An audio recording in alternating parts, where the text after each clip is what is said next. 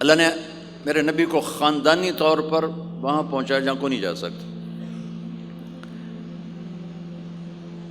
پھر آپ کی ذات کو اتنا حسن بخشا. ایک آدمی بات حسن کی کرے، آپ کالا کلوٹا بیٹھا ہوئے تو گل جڑ دی کوئی. تو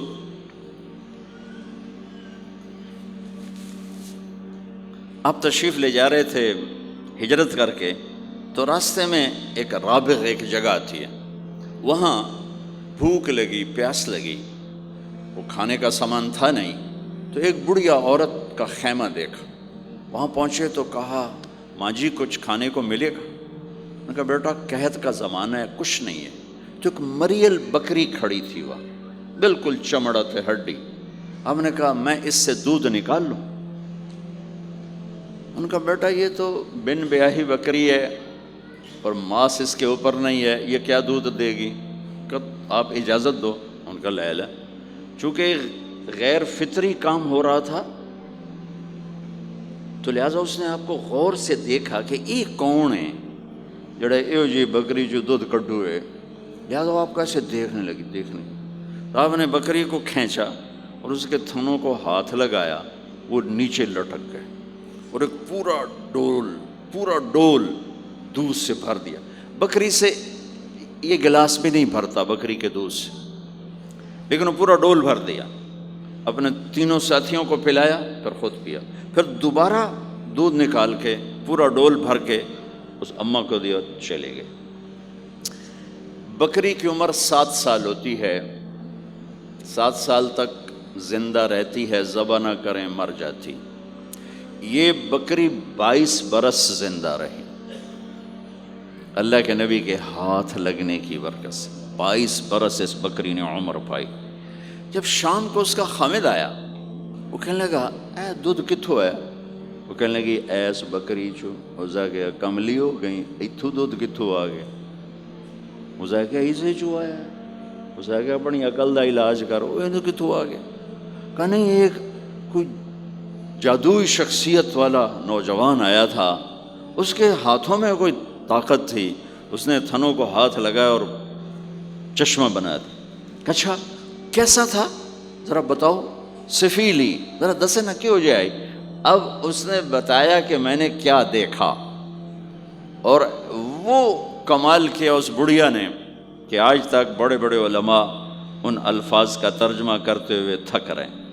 وہ کہنے لگی ابا معبد رأیت رجلا ظاہر الوضاء ابلج الوجه حسن الخلق لم تعبه ثجلا لم تزر به سعلا ازج اقرا وسیم قسیم في عينيه تعج في صوته صحل في لحيته كثافة في عنقه سطع إن تكلم علاه البهاء وإن سكت علاه الوقار وهو أندر الثلاثة. مجھے بھی ہمیشہ اس کے ترجمے میں تھکنا ہی پڑتا ہے، لیکن مجھے اس کی بڑی ایک تعبیر اللہ نے سجائی. کہنے لگے میں اس کا ترجمہ یوں کرتا ہوں، کہنے لگے ابو معبد میں تمہیں کیا بتاؤں، میں نے ایسا انسان دیکھا مجھے لگا جیسے 14ویں کا چاندی کپڑے پہن کے زمین پہ آ گیا. کہ مجھے یوں لگا جیسے 14ویں کا چاندی زمین پہ کپڑے پہن کے اتر آیا. کیا حسن تھا، کیا جمال تھا، کیا خوبصورت بھویں تھیں، کیسا ماتھا چوڑا تھا، آنکھیں کیسی حسین تھیں. ادعج اشکل احور اہدب اکہل انجل ابرج.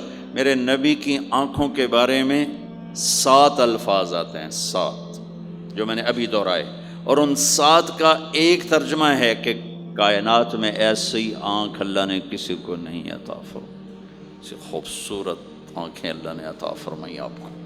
آواز میں جادو تھا، آواز میں جادو تھا، آواز دل کو پکڑتی تھی.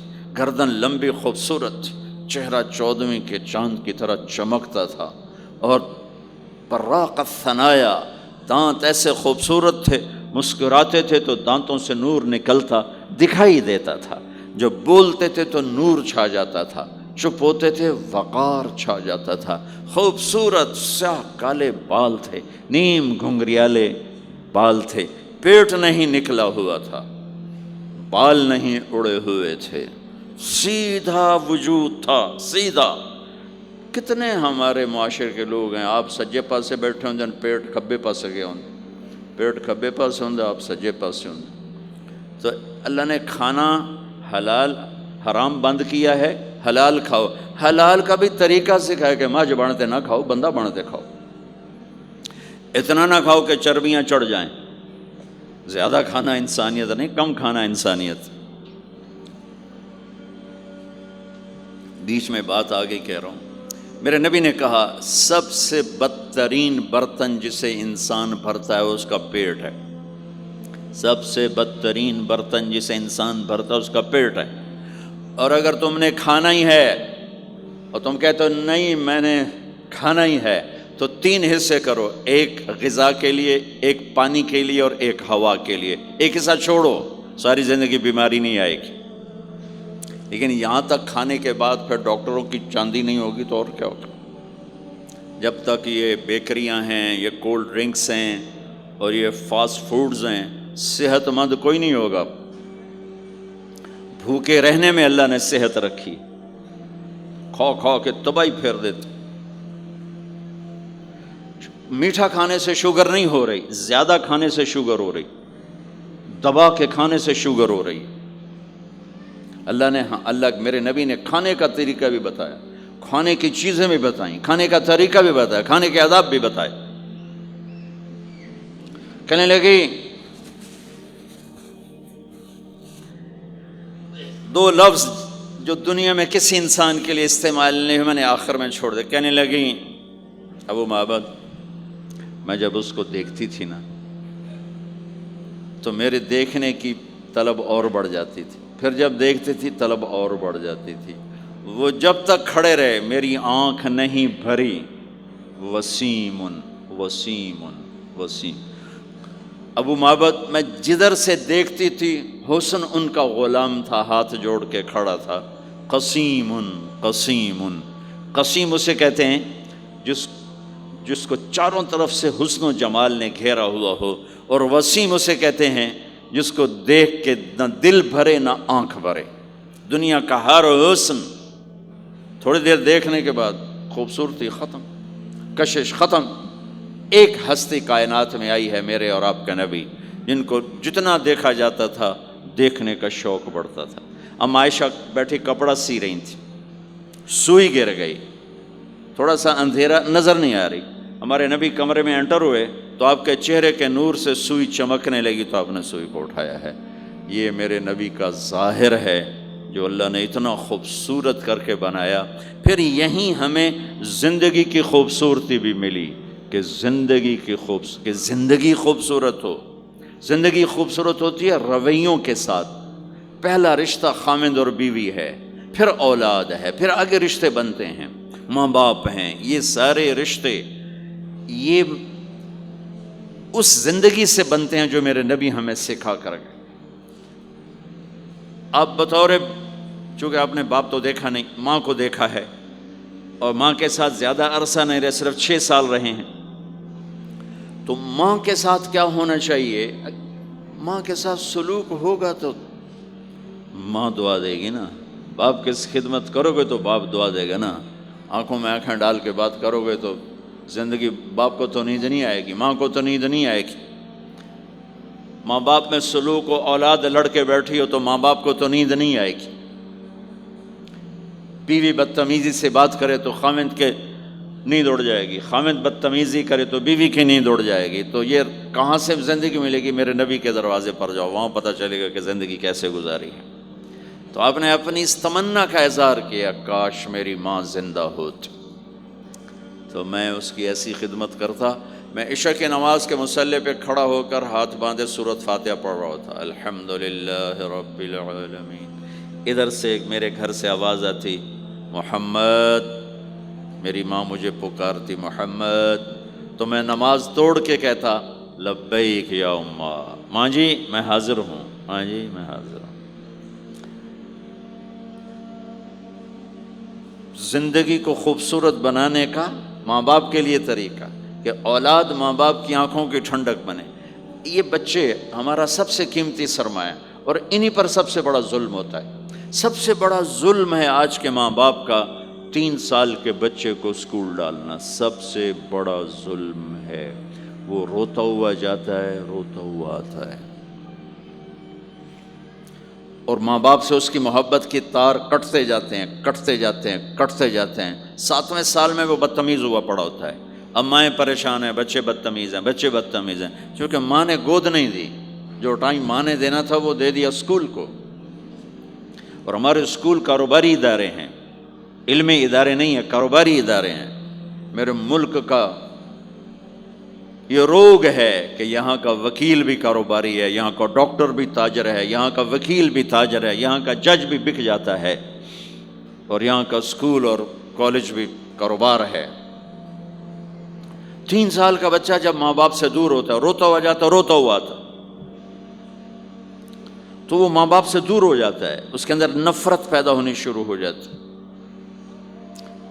سر اٹھا جو ہی وہ سر نکالتا ہے تو وہ ماں باپ کا نافرمان ہو جاتا ہے، بدتمیزی کرتا ہے، لڑتا ہے، جھگڑتا ہے، کیونکہ ماں اور باپ نے ٹائم نہیں دیا. اور پھر اس موبائل نے ہماری زندگی، گھر کی زندگی تباہ کر دی ہے کہ بچہ آ کر ماں سے بات کرتا ہے، ماں موبائل کو دیکھ کے بچے سے بات کر رہی ہوتی. وہ باپ سے بات کرتا ہے، وہ اپنے موبائل میں، اور بچے سے بات کرتا ہے. یہ اس بچے کی عزت کو ذبح کر دینے والی بات. آنکھ سے آنکھ ملانا عزت دینا ہے. میرے نبی پاک صلی اللہ تعالی علیہ وسلم کی طرف جب جب کوئی آپ کو بلاتا نا، یا رسول اللہ آپ سے، تو مثلا یہ ہماری مجلس ہے، ادھر بھی لوگ ہیں، ادھر بھی لوگ ہیں. اب مجھے کوئی ادھر سے بلائے تو میری تو اتنی گردن مڑے گی، کوئی ادھر سے بلائے میری اتنی گردن مڑے گی. لیکن میرے نبی پاک صلی اللہ علیہ وسلم کو ادھر سے جب کوئی آواز دیتا یا رسول اللہ، تو اب یوں نہیں کرتے تھے، ہاں جی دسو کی گل ہے. اب پورا یوں کرتے تھے ایسے. بولو میرے بھائی کیا بات. سبحان اللہ. آپ کو ادھر سے کوئی بلاتا یا رسول اللہ، تب ایسے نہیں کرتے تھے، ہاں جی بولو. اب پورا ایسے مڑ کر پھر فرماتے، جی فرمائیے کیا بات. اب عام لوگوں کے ساتھ یہ فرماتے تھے. ہم تو اپنی اولاد کے ساتھ یہ نہیں کرتے، بیوی خامند کے ساتھ یہ نہیں کرتے، خامند بیوی کے ساتھ یہ نہیں کرتے.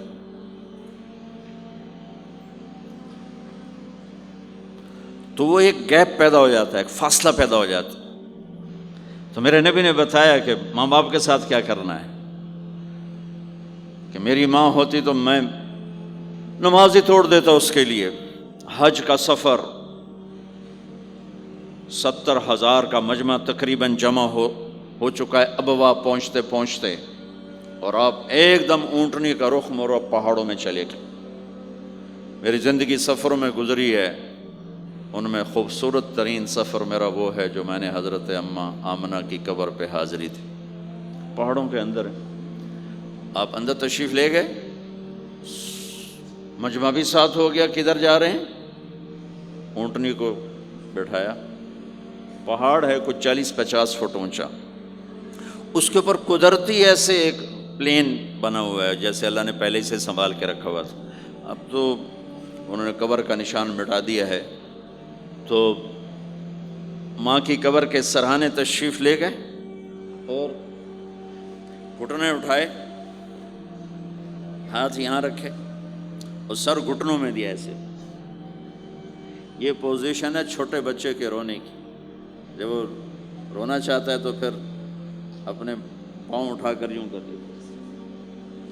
پھر اس کے بعد آپ ایک معصوم بچے کی طرح روئے، اور اتنا روئے کہ آپ کی ساری داڑھی آنسوں سے تر ہو گئی، آپ کا احرام تر ہو گیا، اور اپریل کی دھوپ تھی. اور آپ نے فرمایا میں آج رات یہیں قیام کروں گا. میں وہاں گیا ہوں، وہاں 2 آدمی نہیں ٹھہر سکتے. میرے نبی نے کہا میں یہیں ٹھہروں گا. آگے کوئی 6-7 میل دور انتظام تھا حاجیوں کے اس قافلے کے ٹھہرنے کا. کچھ لوگ چلے گئے ہوں گے، لیکن آپ نے وہ رات اپنی ماں کے سرہانے گزاری۔ اور میں جب وہاں پہنچا تو مجھے چونکہ سیرت پڑھی تھی تو مجھے چشم تصور میں وہ نظر آ رہا تھا، حضرت آمنہ کی عمر صرف 25 برس تھی اور ہارٹ اٹیک ہوا اچانک، بولا نہیں جا رہا، اور اللہ کے نبی ماں کو دیکھ کے گھبرا رہے ہیں کہ کیا ہوا، 6 سال کا بچہ پہلی موت دیکھ رہا ہے، وہ بھی ماں کی۔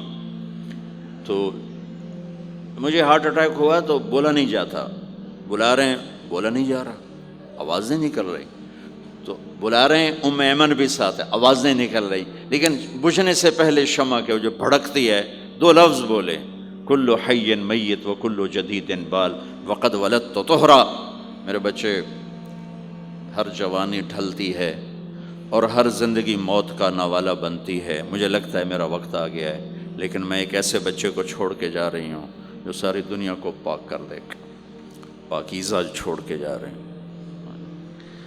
تو پتھروں میں ہی دبایا، کوئی کھودنے کا تو انتظام ہی نہیں تھا، تو جب پہاڑ سے نیچے اترے تو اللہ کے نبی نے ایک دم ہاتھ چھڑایا، دوڑ لگائی اور پھر پہاڑ پہ چڑھ گئے۔ تو ام ایمن آپ کی ماں ہیں، دودھ پلا، 8 عورتوں نے میرے نبی کو دودھ پلا، ان میں ایک ام ایمن بھی۔ وہ جب پیچھے گئیں تو ایسا منظر تھا جس کو دیکھ کر شاید زمین بھی رو رہی ہوگی اور آسمان بھی اور ابوا کے پہاڑ بھی۔ آپ ماں کی قبر پر ایسے لپٹ ہوئے اپنے سینے کو پتھروں کے ساتھ اور یوں دونوں ہاتھوں سے پتھر لیے ہوئے تھے۔ جب آپ ام ایمن قریب آئیں تو آپ سنا تو آپ فرما رہے تھے، ماں جی آپ کے سوا تو میرا کوئی نہ تھا، آپ بھی مجھے چھوڑ کے چلی گئیں، میرے لیے اب کس کی گود ہے؟ تو ام ایمن رضی اللہ عنہ نے اٹھانا چاہ کے، بیٹا اٹھو، تو آپ نے انکار کر دیا، تو ام نے کھینچ کے نیچے لائیں اور زبردستی لائیں اور اونٹنی پر بٹھایا، اور آگے 2 راتوں کا سفر تھا، وہ سب میرے نبی کے خاموش آنسوؤں سے آپ کا گریبان تر ہوتا گیا، اور آگے نہ کوئی خالہ ہے، نہ کوئی اور آسرا ہے، نہ باپ ہے، باپ اور ماں ہی بڑا سہارا ہوتے ہیں۔ دادا نے کفالت میں لیا 8 سال کی عمر میں، ان کا بھی اللہ نے ان کو بھی اپنے پاس بلا لیا۔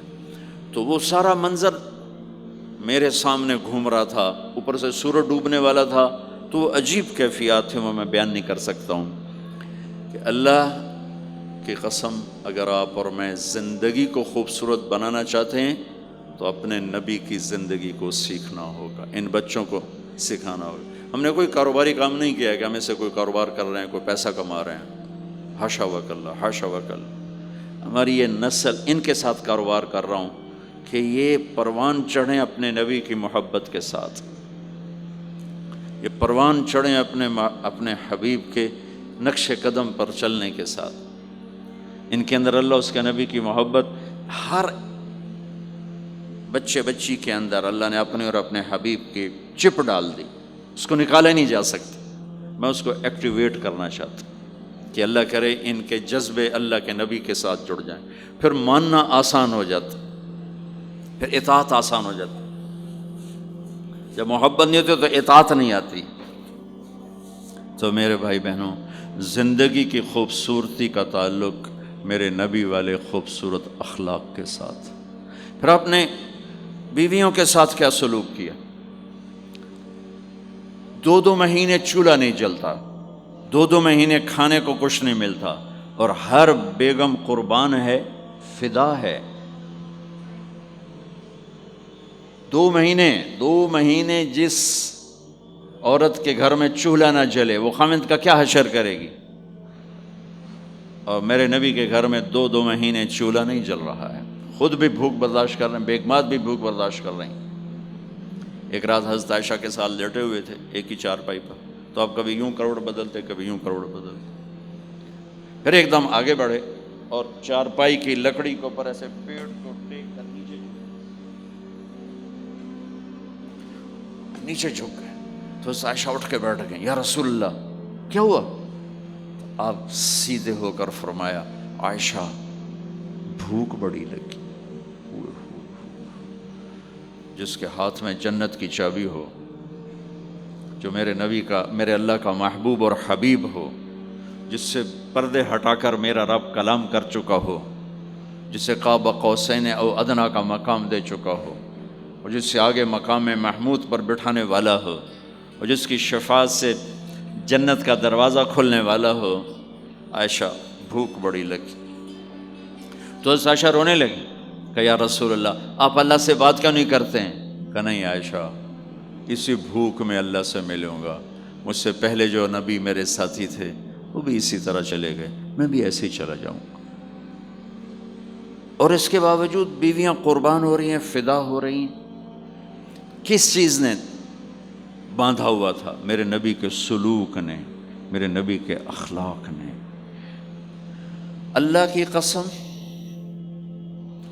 میرے نبی کی شادیاں شوق کی شادیاں نہیں تھیں۔ ایک حدیث سناتا ہوں، ما تزوجت وما زوجت الا بوحی من السماء نزل به جبریل۔ سن لو لوگو، میں نے جہاں شادی کی، میں نے جہاں بیٹی دی، پہلے آسمان سے وحی آئی، جبریل لے کر آئے، پھر میں نے شادی کی۔ تو یہ شوق کی شادیاں نہیں ہیں، زندگی سکھانے کی شادیاں ہیں، چونکہ سب سے مشکل رشتہ خامند اور بیوی ہے، سب سے مشکل رشتہ خامند اور بیوی ہے۔ اس وقت طلاقیں کیوں بڑھ رہی ہیں؟ ایک تو یہ ہماری یہ جو فاسٹ فوڈ ہے، اس نے ہمارے اندر جو ایک نیچرل سسٹم تھا اسے ڈسٹرب کر دیا ہے، تو غصہ بڑھ گیا ہے، برداشت گھٹ گئی ہے، چھوٹی چھوٹی باتوں پہ گھر اجڑ رہے ہیں، گھر اجڑ رہے ہیں۔ پہلے یورپ میں سنتے تھے، اب یہاں پاکستان آج شادی ہوتی، چوتھے دن طلاق ہو رہی ہوتی۔ میں وہاں بیان کے لیے نکل رہا تھا مانچسٹر، تو میرے ساتھ جو گاڑی چلا رہا تھا، میں نے پوچھا آپ کیا کرتے ہو؟ لاہور کا تھا۔ کہا جی میں وکیل ہوں۔ میں نے کہا یہاں کوئی جھوٹے کیس ہوتے ہیں جیسے پاکستان میں؟ کہا جی نہیں، یہاں جھوٹا کیس کوئی نہیں ہوتا، جو بھی ہوتا ہے جینون ہوتا ہے۔ میں نے کہا یہاں مسلمانوں کے لڑائی جھگڑے آتے ہیں؟ کہا جی ہاں جی آتے ہیں۔ میں نے کہا سب سے زیادہ کیا جھگڑے آتے ہیں؟ کہا جی سب سے زیادہ طلاق کے آتے ہیں، طلاق طلاق طلاق طلاق۔ کہ نہیں سیکھا، زندگی برداشت کا نام ہے، برداشت کرنا سیکھا نہیں۔ میرے نبی نے 11 شادیاں کی، ہر قسم کی عورت کے ساتھ شادی کی، خاندان کے اندر، برادری کے اندر، اور خاندان برادری سے باہر۔ یہی 3 نسبتیں ہیں۔ اپنے خاندان میں قریش، تو آپ کی کئی بیگمات قریش، حضرت عائشہ، حضرت حفصہ، حضرت زینب، حضرت ام حبیبہ، یہ سب قریش ہیں۔ قریش سے باہر حضرت میمونہ، حضرت جویریہ، یہ قریش سے باہر ہے، برادری۔ پھر برادری سے بھی باہر شادی کی، یہود، حضرت صفیہ یہودی کی بیٹی ہیں، ان کے ساتھ شادی کی۔ ہر نسل سے شادی کی، اوپر والے کا نظام ہے۔ اپنے سے مالدار حضرت خدیجہ، اپنے برابر ام سلمہ، ام حبیبہ، اپنے سے کم فخر میں جویریہ، صفیہ، اپنے سے غربت کے ساتھ نہیں۔ عمر سے بڑی کے ساتھ شادی کی، حضرت خدیجہ۔ ہم عمر کے ساتھ شادی کی، حضرت سودا۔ عمر سے کم سے شادی کی، حضرت عائشہ۔ بیوہ سے شادی کی، حضرت خدیجہ۔ مطلقہ سے شادی کی، حضرت زینب۔ کماری سے شادی کی، حضرت عائشہ۔ جتنی بھی نسبتیں کسی عورت کی بن سکتی ہیں، ان سب میں اللہ نے آپ کو استعمال کر کے زندگی گزارنے کا طریقہ سکھایا۔ تیز مزاج کے ساتھ شادی کی، حضرت حفصہ رضی اللہ تعالیٰ عنہ، مزاج میں تیزی تھی۔ حضرت عمر رضی اللہ تعالیٰ عنہ کی بیٹی، مزاج میں شدت تھی، زندگی گزار کے دکھایا۔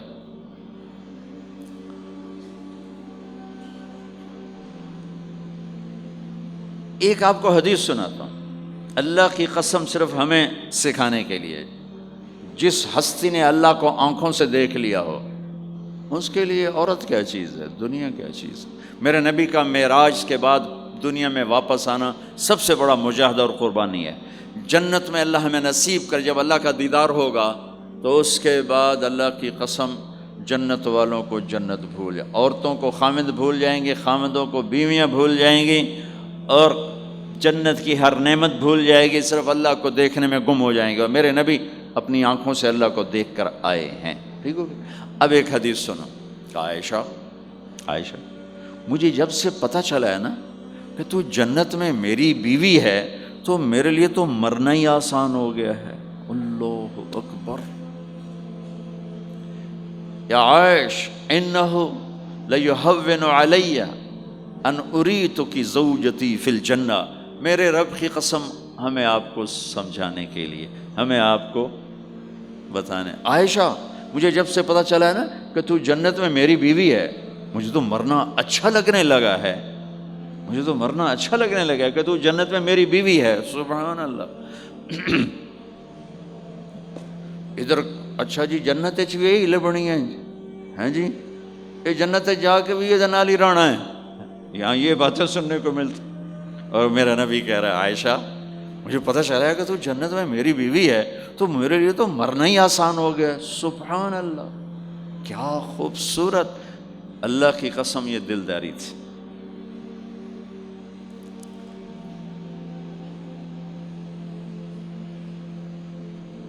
سب سے مشکل رشتہ خامند اور بیوی ہے، سینکڑوں آیات اس کے لیے اللہ نے اتاری، ماں باپ کے لیے چند آیات، اولاد کے لیے چند آیات، بہن بھائیوں کے لیے چند آیات ہے، خامند اور بیوی کے لیے قرآن پڑھا ہے، پوری سورت اتاری ہے، اور سینکڑوں آیات اتاری، چونکہ ایک اس رشتے کی اہمیت، ایک اس کی نزاکت اور کمزوری کہ کوئی رشتہ ٹوٹتا نہیں سوائے خامد اور بیوی کے۔ میں ماں کا بیٹا ہوں، باپ کا بیٹا ہوں، اچھا ہوں یا برا ہوں، انہی کا ہوں،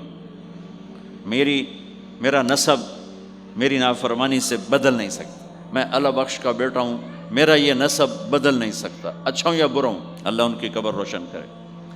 خامد اور بیوی کا رشتہ ایک بول پہ ٹوٹ جاتا ہے، ایک بول پہ ٹوٹ جاتا ہے، اس لیے اس کو بچانے کے لیے آیات آیات آیات، اور میرے نبی کی شادیاں کہ کس طرح ایک گھر کو لے کے چلتے ہیں، کس طرح ہر مزاج کی عورت کے ساتھ سلوک کرتے ہیں۔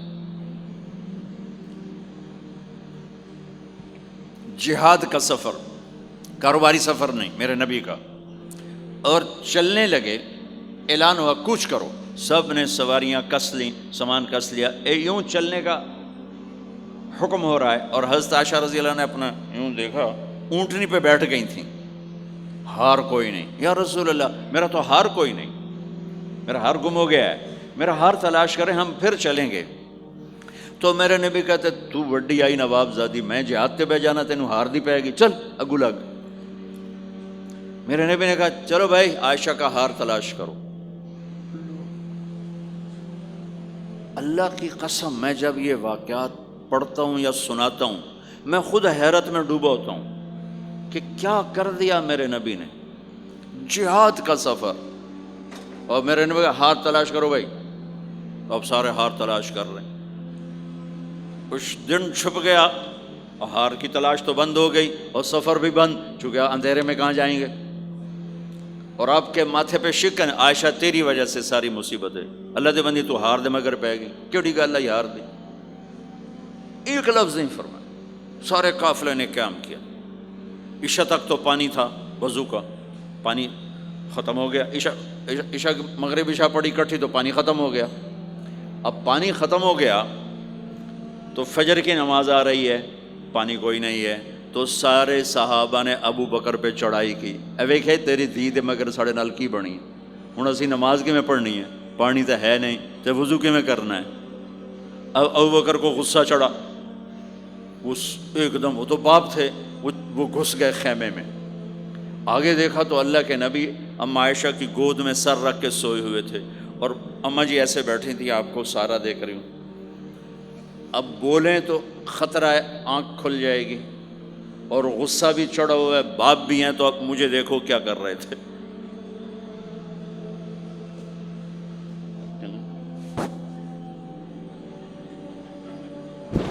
تیرے جو پھر یوں ماری زور سے انگلی بیٹی کے نا یہاں، پہلے یوں کرتے پھر ایسے ماری زور سے، وہ کہنے کہ میں ایسے سخت ہو گئی تاکہ میں ایسے نہ ہوں کہ اگر میں تھوڑا حرکت کی تو اللہ کے نبی کی آنکھ کھل جائے گی، تو ماری گیا ٹھا ٹھا ٹھا، وہ منہ سے کہہ رہا، اور وہ ایسا کر کے بیٹھی چمک، غصے میں باہر چلے، اب آپ کی آنکھ کھلی فجر پر، تو عائشہ نے کہا یا رسول اللہ وہ تو باہر تو بڑا مسئلہ ہو گیا ہے، پانی کوئی نہیں ہے اور نماز کا وقت ہو گیا ہے، وضو کیسے کریں؟ سبحان اللہ، اللہ نے قانون بدل دیا، دنیا میں پہلی دفعہ ہونے لگا ہے۔ 1,24,000 نبی آئے، پانی نالی وضو ہو سکتا ہے، اس کے علاوہ نہیں ہو سکتا۔ میرے اللہ نے قرآن اتارا فَإِن لَّمْ تَجِدُوا مَاءً فَتَيَمَّمُوا صَعِيدًا طَيِّبًا فَامْسَحُوا بِوُجُوهِكُمْ وَأَيْدِيكُمْ مِنْهُ۔ اچھا میرے بندو، پانی مک گیا ہے، چلو مٹی چاہتے منہ تے مارو تے دوئی چاہتے ہتھاں تے مارو تے تمہارا وضو ہو گیا، چلو تیمم کرو اور نماز پڑھو۔ اب وہ جو سارے ابو بکر پہ غصے ہو رہے تھے نا، اما عائشہ کہنے لگے واہ ابو بکر بھائی تیرے تو فعل کی کم بن گیا، تیری دھی دے تو فعل کی کم بن گیا۔ تو اسید بن حذیر پہلے ذرا زیادہ گرم ہوئے تھے، تو وہی ابو بکر تیرے گھر کی یہ پہلی برکت نہیں ہے، پہلے بھی بہت شمار برکتیں تیرے گھر کی طفیل امت کو ملی ہیں۔ تو اللہ نے تیمم کی آیت اتار دی، حضرت عائشہ کو ڈانٹ پلانے کی آیت نہیں آئی کہ میرے نبی تیری بیگم کے ہار کی وجہ سے میرے دین کا کام رک گیا اور میرے بندوں کی نماز خراب ہو گئی اور ان کو پانی سے محروم ہونا پڑا۔ میں قربان جاؤں اپنے رب پر، اپنے حبیب پر، اس ماں عائشہ پر، دنیا کی واحد عورت ہے جس کے سینے پر سر رکھ کر کسی نبی نے جان دی ہو۔ 1,24,000 نبیوں میں سے کوئی نہیں ہے جس کا سر بیگم کے سینے اور ٹھوڑی کے درمیان ہو اور اس کی جان اللہ نے نکالی ہو۔ واحد میرے آپ کے مات فی سحری و نحری، سحری و نحری، سحری و کہ میرے چونکہ آپ ایسے بیٹھے تھی اور حبیب پاک آپ کے سینے پر یوں دراز تھے، نیم دراز اس طرح، اور آپ کا سر مبارک ٹھوڑی کے ساتھ لگ رہا تھا، ٹھوڑی کے ساتھ یہ جگہ یہاں لگ رہی تھی اور باقی یہاں تھی، آپ اس طرح۔ اور واحد خاتون ہے جن کا حجرہ کسی نبی کی آرام گاہ بنا، ابدی آرام گاہ بنا۔ واحد اما عائشہ ہیں جن کے حجرے کو اللہ نے کسی نبی کے آرام گاہ بنایا، اور یہ واحد حجرہ ہے جہاں 70,000 فرشتہ صبح آ کے درود و سلام پڑھتا ہے اور شام تک پڑھتا ہے، اور شام کو 70,000 نیا آتا ہے اور صبح تک درود و سلام پڑھتا ہے اور واپس چلا جاتا ہے۔ کائنات اللہ جب مسلمان دنیا سے مٹ جائیں گے، مسجد نبوی مٹ جائے گی، بیت اللہ مٹ جائے گا، مدینے کی ایک اینٹ باقی نہیں بچے گی، مکہ کتنے بڑی بڑی بلڈنگیں، ایک اینٹ باقی نہیں بچے گی، اور وہاں سے گزرتے ہوئے لوگ کہیں گے لگتا ہے اتنے کدی آبادی ہوئے گی، ایتھے لگتا ہے کدی آبادی ہوئے گی۔ یہ زبانوں پہ ہوگا جب سارے نشان مٹ جائیں گے، اس وقت بھی 70,000 فرشتہ آ کے درود و سلام صبح سے شام تک پڑھے گا اور شام سے صبح تک پڑھے گا۔ یہ واحد میں خاتون ہیں عائشہ بنت ابی بکر جن کو اللہ نے یہ عزت بخشی، اور یہ واحد خاتون ہیں جب ان کے اوپر تہمت لگی، حضرت یوسف علیہ السلام پہ تہمت لگی تو بچے نے گواہی دی، حضرت مریم پہ تہمت لگی بیٹے نے گواہی دی، اور اما عائشہ پہ تہمت لگی تو اللہ نے گواہی دی کہ میں گواہ ہوں، اللہ گواہ بن کے آئے۔ تو اللہ نے کہا تیمم کرو بھائی، سارے خوش ہو گئے، سارے خوش ہو گئے۔ تو حضرت عائشہ نے کہا یا رسول اللہ اب میرا ہار چھوڑ دیں، اب چلیں۔ تب آپ نے کہا چلو بھائی کوچ کرو۔ اس سے زیادہ کوئی دلداری کا واقعہ پیش کر سکتا ہے؟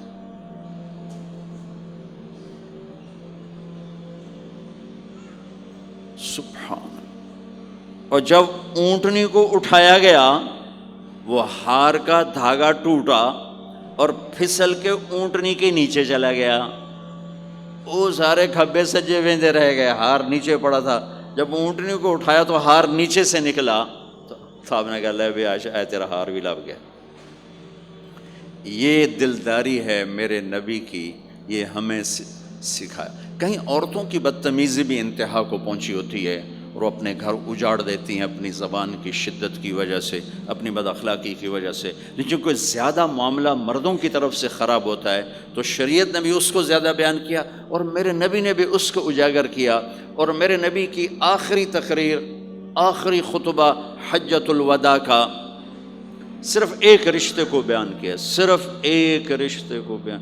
ہم کتنے رشتوں میں جکڑے ہوئے ہیں، ماں باپ، بہن بھائی، چاچا تایا، خالہ خالو، دادا دادی، نانا نانی، ساس بہو، کتنے ہم رشتوں میں جکڑے ہوئے ہیں۔ میرے نبی نے صرف ایک رشتے کا حق بیان کیا، استوصوا بالنساء خیرا، میں تمہیں تمہاری بیویوں کے بارے میں وصیت کر رہا ہوں، ان کے ساتھ اچھا سلوک کرنا۔ صرف ایک رشتے کو بیان فرمایا، چونکہ یہ بنیادی رشتہ ہے، یہاں سے خاندان بنتا ہے۔ جب یہ ٹوٹ جاتا ہے اور ہمارا جوائنٹ فیملی سسٹم ہے تو کہیں ساس توڑ رہی ہے، کہیں سسر توڑ رہا ہے، کہیں نندیں توڑ رہی ہیں، کہیں خود خامد اپنی بے وقوفی کی وجہ سے توڑ رہا ہے، کہیں بیوی اپنی حماقت کی وجہ سے اس رشتے کو توڑ رہی ہے۔ ایک عورت آئی، ایک لڑکی آئی، یا رسول اللہ میری شادی ہونے لگی، میرے خامد کا کیا حق ہے میرے اوپر؟ دونوں طرف کی میرے نبی نے زندگی سکھائی۔ میرے نبی نے فرمایا تیرے خامد کے جسم پہ پھوڑے نکل آئیں، پھوڑوں میں گندا پانی جمع ہو جائے، پیپ جمع ہو جائے، اور تو زبان سے چاٹ چاٹ کے اس کے زخموں کو دھوئے، تو بھی تو نے اپنے خامد کا حق ادا نہیں کیا ہے۔ دوسرا، لائف کو بیلنس کیا میرے نبی نے، کہ ایک گھر کیسے چلتا ہے اور کس طرح خوبصورت بنتا ہے، وہ میرے نبی کے اخلاق ہیں۔ آپ سب سے ایک بات کرتا ہوں، برداشت کرنا سیکھ لیں، زندگی خوبصورت ہو جائے۔ صرف سارے اخلاق کو میں جمع کروں ایک لفظ میں، برداشت، اور اس کو شریعت میں صبر۔ صبر کرنا سیکھ لیں، زندگی خوبصورت ہو جائے گی۔ بچیاں ساس کی شکایت کر رہی ہوتی ہیں، کبھی خامند کی شکایت کر رہی ہوتی ہیں، کبھی اولاد ماں باپ کی شکایت کر رہی ہوتی ہے، کبھی اولاد ماں باپ کی شکایت کر رہے ہوتے ہیں۔ شکایتوں سے جہان بھرا پڑا ہے۔ آپ شکایتوں کو دفن کر کے ہونٹ سی لیں، صبر، آہ نہ کر لبوں کو سی، عشق ہے دل لگی نہیں، سینے پہ تیر کھائے جا، آگے قدم بڑھائے جا، یعنی زبان حال سے کہہ دے کہ ہاں ستائے جا۔ جو ستاتا ہے چپ ہو جاؤ، جو ستاتا ہے چپ ہو جاؤ۔ اللہ کی قسم آپ ایسی طاقت بنو گے کہ پہاڑ بھی راستہ دیں گے۔ صبر انسان کی سب سے بڑی طاقت، صبر انسان کی سب سے بڑی طاقت ہے، صبر انسان کی سب سے بڑی طاقت، الٹا کے رکھ دیتی ہے چیزوں کو۔ چپ رہنا سیکھ، خاموش رہنا سیکھ، درگزر کرنا سیکھ، تو آپ دیکھیں گے آپ کی زندگی میں کتنا حسن آتا ہے، کتنی زندگی میں مٹھاس پیدا ہوتی ہے۔ غصہ نکال دینا وقتی ایک راحت ہوتی ہے، اور پھر شرمندگی اور ندامت کے سوا کچھ نہیں ہوتا۔ اور پی جانا، سہ جانا، یہ آپ کو ایک عظیم و شان ہستی بنا دے گا۔ آپ کی دعائیں عرش سے جا ٹکرائیں گی۔ چپ رہنا ان بچوں کو سکھائیں، خاص طور پر اپنی بیٹیوں کو چپ رہنا سکھائیں کہ میں دکھ سے کہتا ہوں میرے دیس کا سسرالی معاشرہ ظالم ہے، ظالم ہے، ظالم ہے۔ اس میں نہ کوئی نمازی کی قید ہے، نہ بے نمازی کی، نہ دیندار کی، نہ بے دین کی، نہ کسی پردے والے گھر کی، نہ بے پرد گھر کی۔ سسرالی معاشرہ بہت ظالم ہے، بہت ظالم۔ جوائنٹ فیملی سسٹم عذاب بن چکا ہے، عذاب۔ پہلے ایک رحمت تھی یہ کہ سب کو اپنے حقوق حدود کا پتہ تھا، اب کسی کی زندگی میں دخل دینا یہ ہمارے اخلاق بن چکے ہیں، تو ہم اپنی زندگیوں کو خراب کر چکے ہیں، برباد کر چکے ہیں۔ پھر اولاد کے ساتھ کیا کرنا ہے؟ میرے نبی نے حسن حسین کے ساتھ 7 سال گزارے، حسین کے ساتھ 6 سال، حسن کے ساتھ 7 سال علیہم السلام رضی اللہ عنہما۔ 7 سال میں بچہ سمجھدار ہوتا ہے، ایک نصیحت نہیں کی، ایک نصیحت، 7 سال ایک نصیحت نہیں پائیں گے آپ۔ اتنے بڑے نبی، اتنا بڑا انسانیت کا بوجھ، اور روزانہ ٹائم نکال کے بچوں کے پاس آ کر بیٹھتے تھے، ان کے ساتھ کھیلتے تھے، کشتی کرتے تھے، اور بھائیوں کو لائن میں کھڑا کر دیتے تھے۔ تو حضرت جعفر جوانی میں شہید ہو گئے، ان کے بچوں کو، عون، عبداللہ، محمد، ان کے 3 بیٹے تھے، ان کو بھی بلا لیتے اور ایسے ان کو لائن میں کھڑا کر کے پھر ایسے بائیں پھیلا، ہاں بھائی آؤ بھائی مجھے پکڑو، کون ہے جو مجھے پہلے ہاتھ لگائے گا؟ کون ہے جو مجھے پہلے ہاتھ لگائے گا؟ وہ دوڑ لگاتے پانچوں کا پانچوں، کوئی سر پہ چڑھتا، کوئی کمر پہ چڑھتا، کوئی گود میں گرتا، اور میرے نبی بیٹھ کے مسکراتے۔ ایک مجھے بات یاد ہے، صرف ایک یاد، کہ حضرت امام حسن رضی اللہ تعالیٰ عنہ علیہ السلام، انہوں نے صدقے کی کھجور اٹھائی اور منہ میں ڈال لی۔ صدقے کا آیا تھا مال، تو ایک کھجور اٹھا کے منہ میں، تو ہم کہا بخ بخ بخ، تو ہم نے منہ میں نا انگلی ڈال کے کھجور نکال لی کہ بیٹا ہمارے گھر پہ صدقہ جائز نہیں ہے، اس کو پھینک دو۔ بس یہ ایک بات مجھے اپنے نبی کی زندگی میں ملتی ہے۔ ٹائم دیا، محبت دی۔ کمال کی بات ہے نہیں، اتنی بڑی ہستی ہو اور بچوں کے لیے گھوڑا بنے کھڑے، آؤ بھائی آؤ بھائی، دونوں ہاتھ بھی ٹیک دیے، گھٹنے بھی ٹیک دیے، آؤ بھائی میری کمر پہ چڑھ جاؤ۔ ان کو کمر پہ چڑھایا اور پورے کمرے میں چکر لگا رہے ہیں، چکر لگا رہے ہیں، اور پھر ان سے کہہ رہے ہیں تمہارا اونٹ کیسا؟ اونٹ متیا سواری کو کہتے ہیں، لیکن عام طور پر متیا عربی میں اونٹ کے لیے بولا جاتا۔ تو پوچھتے بچوں تمہاری سواری کیسی ہے؟ پھر دونوں بھائیوں کو اتار دیتے اور نواسی حضرت زینب ان کو اٹھاتے اور اپنی کمر پہ بٹھا کر کمرے میں چکر لگا رہے ہیں، چکر لگا رہے ہیں، چکر لگا رہے ہیں۔ یہ مائیں روز ٹھوکی کھلوتی، ایدو تھپڑ، ایدو تھپڑ، ایدو تھپڑ، ایدو تھپڑ۔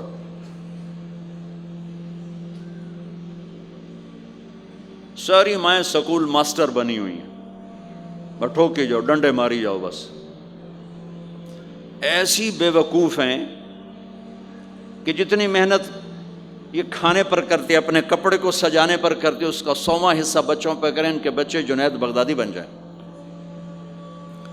ایک سکول کے حوالے کیا 3 سال کی عمر، پھر ٹیوٹر کے آتے، ٹیوٹر کے حوالے، اکیڈمیوں کے حوالے، وہ پوتر ان کے روبوٹ ان کدی یہیں بھجے جاندے، ان کدی یہیں بھجے جاندے، ان کدی یہیں بھجے جاندے۔ اے آیا کہ بی آیا؟ اے بی سانو آپ برباد کیتا ہے۔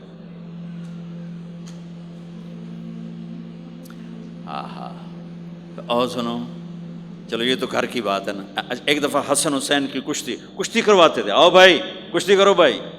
ایک دن کا واقعہ نہیں، یہ آئے دن کا واقعہ ہے، لیکن ایک واقعہ کہ حسن حسین کی کشتی ہو رہی، حسین چھوٹے تھے، حسن بڑے تھے، تو حسن دبا رہے ہوں گے حسین کو، تو آپ حضرت حسین کو شاباش شاباش حسین، ای ہے حسین، ای حسین، یعنی حسین زور لا، حسین زور لا، شاباش شاباش۔ اماں بول پڑی، فاطمہ جنت کی سردار، یا رسول اللہ آپ ساری شاباش حسین کو دیے جا رہے ہیں، حسن کو نہیں دے رہے۔ ہم نے کہا فاطمہ یہ جبریل میرے پاس کھڑا ہوا ہے، یہ بھی حسین کو شاباش دے رہا ہے، تو اس کے پیچھے میں بھی حسین کو شاباش دے رہا۔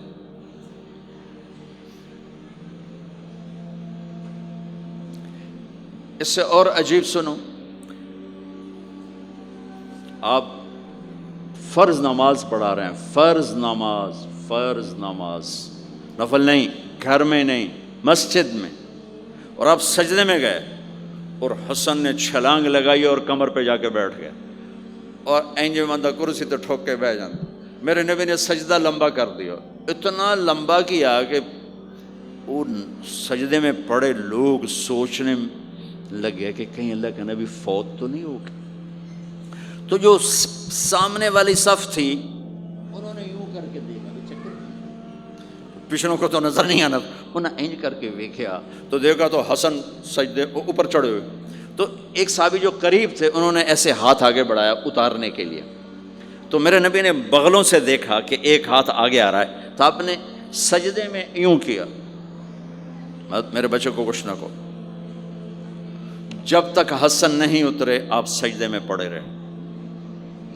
اور ایک اور تماشا ہوتا تھا، چونکہ اب نماز لمبی پڑھاتے تھے، لمبی ہوتی تھی نماز، تو آپ ذرا پاؤں کا فاصلہ ہے تو حسن ادھر بیٹھتے، حسین ادھر بیٹھتے، نماز میں میرے رب کی قسم سنا رہا ہوں۔ اب یہ دونوں کی آپس میں نا وہ شروع ہو جاتی، وہ ادھر وہ ادھر، پہلے حسن پار کرتے تو حسین ادھر آ جاتے، پھر حسین ادھر جاتے تو حسن یوں آ جاتے، پورے قیام میں یہ دونوں بھائی یوں یوں کرتے رہتے تھے، یوں، وہ ادھر وہ ادھر، وہ ادھر وہ ادھر، سبحان اللہ، نماز ہو رہی۔ اس سے عجیب سنو، آپ نے اپنی بیٹی حضرت زینب آپ کی بڑی بیٹی زینب، ان کی بیٹی امامہ کو ظہر یا عصر کی نماز پڑھا رہے ہیں، کہاں بٹھایا ہوا ہے؟ میں پہلے بیان کرتا ہوں، یہاں بٹھایا ہوا ہے علی یدہ، لیکن میں نے اب چند دن پہلے حدیث پڑھی، یہاں نہیں بٹھایا، یہاں نہیں بٹھایا، یہاں بٹھایا ہوا تھا، یہاں کندھے پر بٹھایا ہوا تھا، یہاں علی عاتقہ، اس کو عاتق کہتے ہیں، اور نماز پڑھا رہے تھے۔ جب آپ رکوع میں جانے لگے تو یہاں سے پکڑا اور آرام سے اس کو ساتھ بٹھایا، پھر رکوع کیا، قومہ کیا، سجدہ کیا، سجدے سے جب اٹھے تو پھر امامہ کو اٹھا کر کندھے پہ بٹھا کے پھر نماز شروع کر دی۔ 4 رکعتاں میرے نبی انج پڑھائیاں کہ نواسی یہاں بیٹھی ہوئی ہے، صرف زندگی سکھانے کے لیے، صرف زندگی سکھانے کے لیے۔ بچوں کو پیار اتنا دو کہ وہ آپ پہ قربان ہوں، ڈنڈا، سوٹا، تھپڑ، بدتمیزی، ڈانٹ ڈپٹ، یہ دوریاں پیدا کر دیتی۔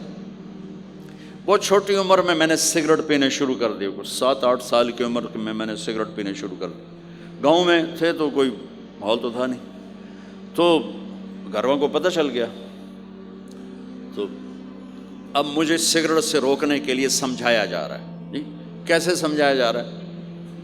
میری ماں نے میرا منہ کھولا نہیں کر کے، تو میرے ماسی نے چمٹا نپے تے وچ انگارا ہے، تو این کر ٹھوکاں تیرے منہ وچ، ٹھوکاں تیرے منہ وچ۔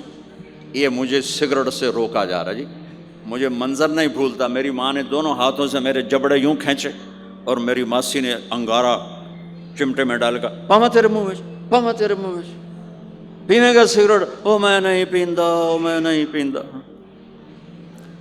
ٹھیک، باہر نکل کر میں نے پہلا کام سگریٹ سلگایا، اور میرے چھوٹے بھائی نے دیکھ لیا میری مصیبت تیرمیاں، وہ مجھ سے بھی 2 سال چھوٹا، 5 سال تھا، میں 7 سال اور 5 سال، میں کہتا میری شکایت لاوے گا، میں کہا تلی تلی دیا، میں نے سگریٹ اس کے منہ میں لگا، تو بھی پی، میں بھی پینا، تاکہ میری شکایت نہ لگائے۔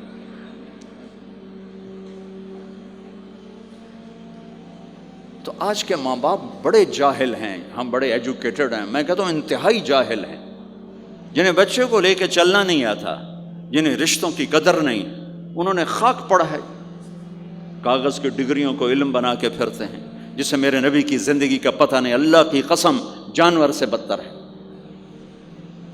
جاہل ترین ہے جسے اپنے آقا کی زندگی کی خبر نہیں۔ حضرت حسن آپ کے پیٹ پر بیٹھے ہوئے، آپ ان کے ساتھ کھیل رہے ہیں، اچانک حسن نے پیشاب شروع کر دیا۔ مجھے یاد نہیں، میرے بچے بچیاں ماشاءاللہ، میں نے ان کو اٹھایا ہوا تھا اور مجھے پیشاب محسوس ہوا تو میں نے اسے بیٹھے رہنے دیا ہو، مجھے یاد، میں اسی وقت پیچھے یا منجی تے سٹے یا ہیٹھاں سٹے پیشاب اتنے کرتا الو جائے نہیں۔ ٹھیک، میرے نبی پاک صلی اللہ علیہ وسلم کے نواسے حسن آپ کے پیٹ پر بیٹھے تھے، پیٹ ننگا تھا، تو آپ ان کے ساتھ کھیل رہے تھے تو انہیں پیشاب شروع کر دیا۔ میرے نبی ایسے بے حس و حرکت ہو کہ کہیں بچے میری حرکت سے بچے کا پیشاب نہ رک جائے، تو آپ ایسے ہو گئے، تو پورا پیشاب کیا اور آپ ہلے نہیں۔ جب وہ پیشاب سے فارغ ہوئے پھر آپ اٹھے اور بچے کو الگ بٹھا کر اپنے جسم پہ پانی ڈال کے اپنے آپ کو صاف کر کے تو آگے دوبارہ ان کے ساتھ کھیلنا شروع کر دیا۔ میں آپ کو اپنی نبی کی وہ زندگی بتا رہا ہوں جس کو اپنانے سے میری زندگی بھی خوبصورت ہو جائے گی، آپ کی بھی۔ ہم فخر سے کہتے ہیں ہمارے نبی نے چاند کے 2 ٹکڑے کر دیے، معراج پہ آسمان چیر کے چلے گئے، یہ بہت بڑے معجزات ہیں، لیکن میرے نبی کا سب سے بڑا معجزہ ہے کہ ہمیں ایک خوبصورت زندگی سکھا کر گئے۔ آپ کے اخلاق، میرے نبی کے اخلاق میرے نبی کا سب سے بڑا معجزہ ہے۔ حسن کو آگے بٹھایا ہوا تھا رضی اللہ عنہ علیہم السلام، تو ان کو ایسے زبان دکھاتے حسن کو، تو حسن اس کو پکڑنے کی کوشش کرتے، جب ایسے ہاتھ مارتے تو آپ زبان منہ میں کرتے، اچھا وہ ہنس پڑتے، بچہ ہنس پڑتا، تو پھر اس کے بعد آپ یوں کرتے، تو پھر حسن آگے ہاتھ مارتے، پھر آپ زبان منہ میں کر لیتے، پھر وہ کرتے ہنستے، پھر آپ چپ ہو جاتے۔ کتنی دیر آپ حسن کے ساتھ یہ کھیل کھیلتے رہے۔ آپ گلی میں گزر رہے ہیں، بچے کھیل رہے تھے، بچوں میں حسین کھیل رہے تھے، تو آپ نے کہا پکڑو بھائی حسین کو، پکڑو بھائی، تو وہ آگے بھاگے، تو آپ پیچھے جان بوجھ کے جیسے ہم کرتے ہیں وجعل الصبی یلعب ہا ہونا وہا ہونا، جب وہ ادھر جاتے تو آپ آگے ہو جاتے، وہ ادھر آتے آپ ادھر ہو جاتے، پوری گلی یہ تماشا دیکھ رہی ہے، اور حسین کبھی آگے بھاگ رہے کبھی پیچھے بھاگ رہے، اور آپ جان بوجھ کے اس کو پکڑ نہیں رہے، ہاں اب پکڑو بھائی پکڑو بھائی پکڑو بھائی، اور وہ بڑے ہنس رہے ہیں کہ آج میرا نانا تو میں نے نپ ہی نہیں سکتا۔ تو یہ تھوڑی دیر جب یہ کھیل چلتا رہا، پھر آپ نے ان کو کہا یہ پکڑ لیا اور اٹھایا اور ہونٹ چومے اور ماتھا چوما، کہ حسین مجھ سے ہے میں حسین سے، حسین مجھ سے ہے میں حسین سے۔